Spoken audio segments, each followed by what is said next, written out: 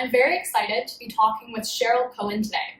She's the president and founder of Arthritis Consumer Experts, a person living with rheumatoid arthritis for over 30 years, and she's kindly offered to talk to us about how she's preparing her home to make recovery easier after surgery and the type of mobility aids she'll be using during the recovery period.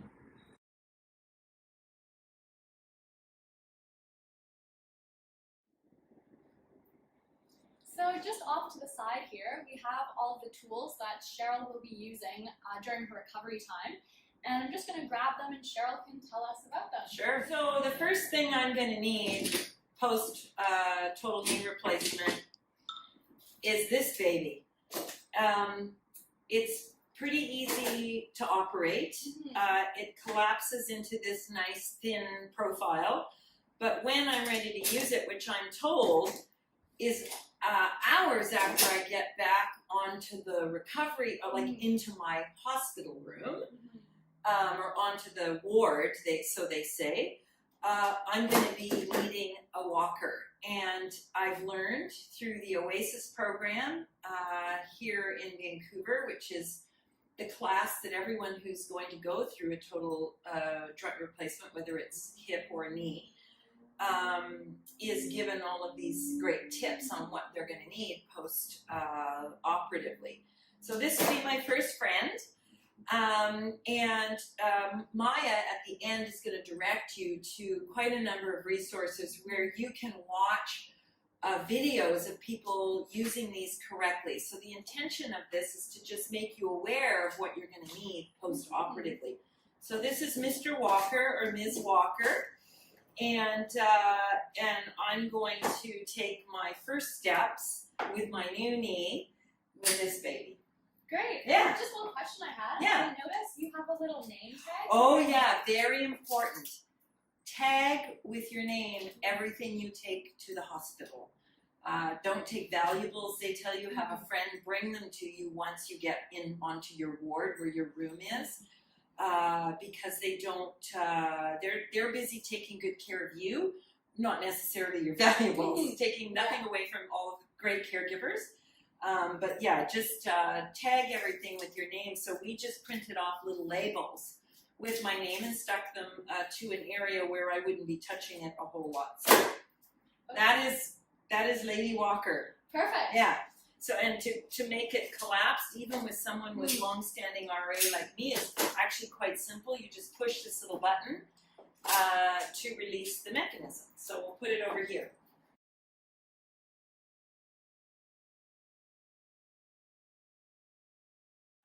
So the next stage, I believe, is these crutches. Is that correct? Yes. So there's two types of crutches, the more traditional type that come up and under your arm and have handles.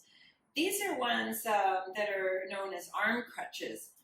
And because I have very little or no wrist flexion because of my long-standing rheumatoid arthritis, this is a better option for me. But you and your pre-admission team and your surgeon and the nurses around you will discuss what's the best option for you.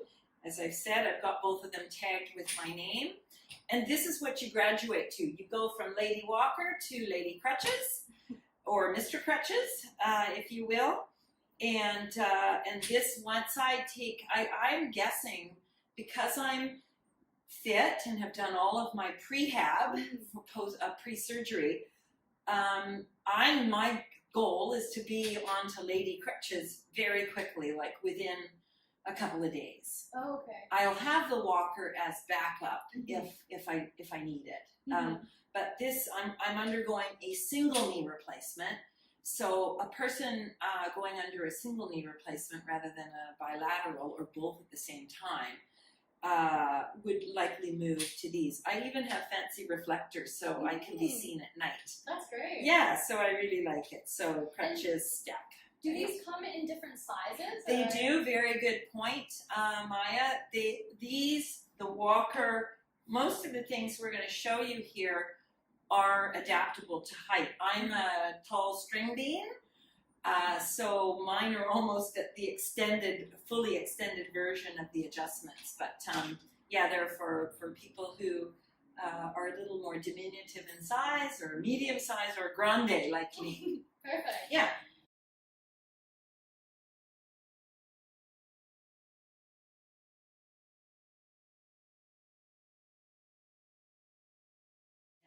And I believe there's one more item as well that we don't have here, but might be worth mentioning. The canes for after you graduate. Right. So when Lady Crutches are put aside, I go to Lady Cane.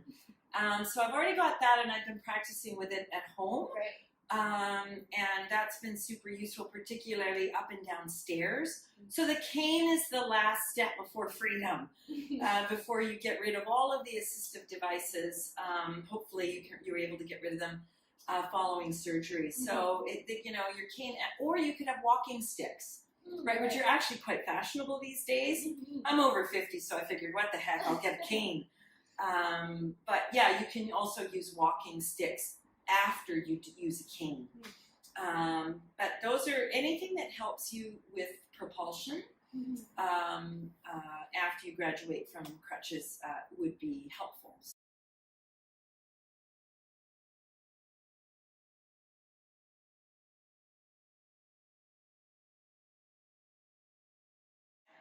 So now we're going to move into some tools that Cheryl will be using at home. Is that Right, correct? yep. So once I'm discharged from hospital after 2 or 3 nights, these are the things that are pretty important to have at home.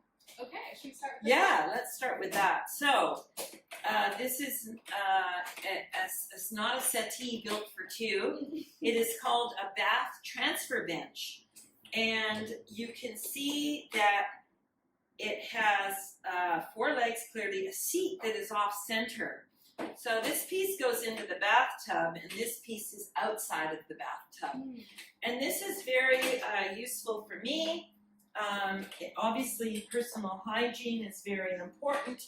So I can step over and into the bath, and the videos that you're going to refer people to will show them how to do it properly. I haven't yet had my joints replaced, but you're going to sit in the bench. And the accompanying piece to this is the shower wand. So it's so important post-surgery to not get the wound wet. You'll be discharged from hospital with a waterproof bandage. I plan on wrapping saran wrap around it as well, just to be certain, because they say until the wound is healed, you do not want to get it wet to reduce as much as possible any risk of infection. So I've got to remember that and stock up on my saran wrap. So once you're, you get the transfer bench, you also want to get something like this, and it, I'm told, is very easy to install. I hope so, because I'm a mechanically challenged, let's just say. So there are very clear instructions. These come in all kinds of different makes, but basically this attaches to the spout that comes out of the wall when you're taking a bath in a bath shower kind of setup. So I just put this in here, and then have my soaps and things. Probably liquids are better. That's what I've planned on doing, because if I drop the bar, my hands aren't that great with RA, so I drop the bar of soap. I don't want to be challenged with chasing after it in the tub. So I plan on using liquid stuff, and I've got all my scrunchies ready to go, so I don't have to wash my hair every time I bathe. But this is just really intended to kind of do a bit of a bird bath, as they say. And not really focus the water on my knee at all. It's my right knee that's going to be operated on. Okay. So that's the stuff that's in the shower. And you can see here that it has a handrail here, and I can easily, I would not actually get up in the shower, I would come out here and slide over. But we're going to refer you to videos that show you exactly how to use the equipment. We just want to highlight for you what it is you're going to be needing and why. So this is a really important piece. Yeah. And I guess you should have it all set up to the right height before surgery, right? Totally. So I plan on taking all of these things home tonight, because my surgery is next week. So if you have these items, deal with them before you go and get to your operation. Get them, start the process. I started about 3 weeks ago, actually. because I had to find out, did my private insurer cover them? Can I get them on a loaner basis? In some provinces, Red Cross has a loaner system, but because the number of joint replacements are so huge, there's a real stress on the equipment. So I'm going to donate the pieces I've purchased, I'm going to donate them back to the Red Cross so that someone else can have benefit from them. So that's that.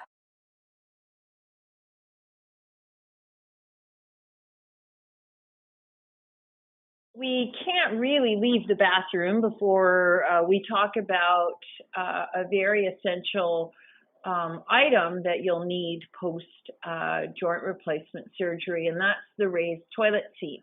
This particular one is probably the easiest to install. You just lift the toilet seat up and actually sit this right down onto the bowl.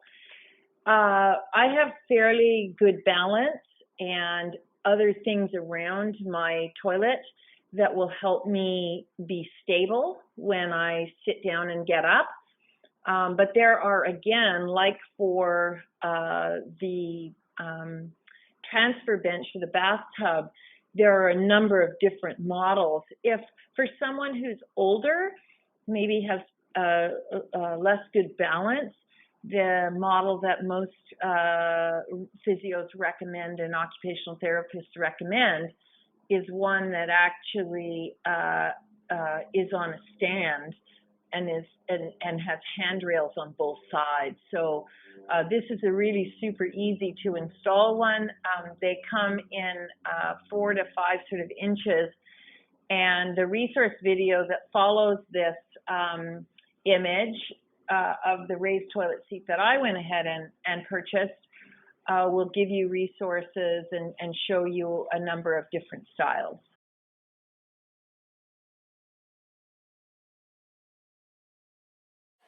And we saw Cheryl actually earlier in the week practicing with the walker and the crutches so that she got used to the movement. Yeah, so that's why you want to get them a bit in advance is to practice, because it doesn't come as second nature actually. Of course. And it's really powering to know that you're ready to use them before you actually have the new joint in you and you're unsure about it a little bit, whether you probably are dealing with some pain, so pain management. It's all good to be as well prepared as possible. Yeah, absolutely. Yeah. Okay. And it's very light, as you can see.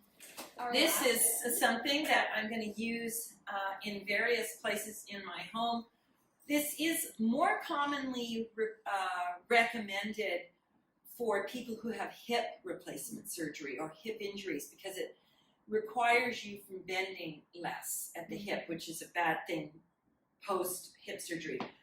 But because I'm tall and most furniture is low, early on I want to be able to have this very low thing where I'm not ready to bend my knee that far yet. It puts me up higher, and it's what they call high density foam. You can get cheap stuff at Home Depot or where Rona Home Hardware, wherever, Bed Bath and Beyond,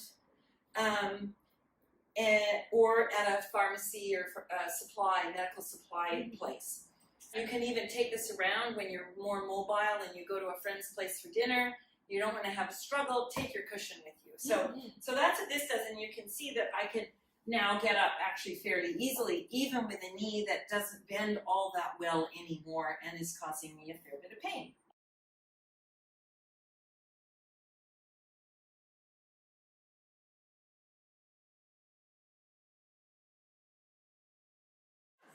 So I think those are the key items. Your physiotherapist, your surgeon may recommend others. The other thing that I have been recommended for immediate use in the hospital is what they call a cryovac. It's a little mini ice chest with water put in it and a pump, and it comes with a tube and what they call a cuff that goes around the knee and pumps ice water around my joint. Because I have rheumatoid arthritis as well as, super advanced osteoarthritis in this joint, it's recommended to have this type of cooling on the joint because it's more comprehensive than just laying a bag of ice or a Yeah. gel pack over top. Mhm. So this is something where the ice water is being pumped around my joint. And it'll continue to stay cool. Exactly, right? So you exactly. don't need to go and get more ice.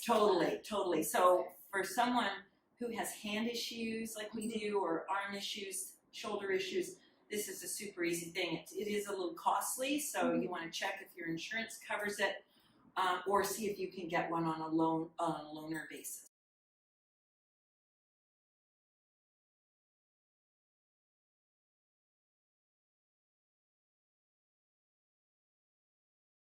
And the other thing is, reminder, you have to elevate your bed or lift it up, borrow another mattress so that you're much higher off the floor than you might otherwise be. Unless you already have one of those Princess and the Pea beds. I don't. I have a very low bed that I need to make higher. Otherwise, I wouldn't get out of bed. Yeah. So that's the other thing that I've done is you can actually get these blocks to put under the four legs of the bed to lift them up. Oh, that's great. Or get another mattress, borrow another mattress. So. Yeah.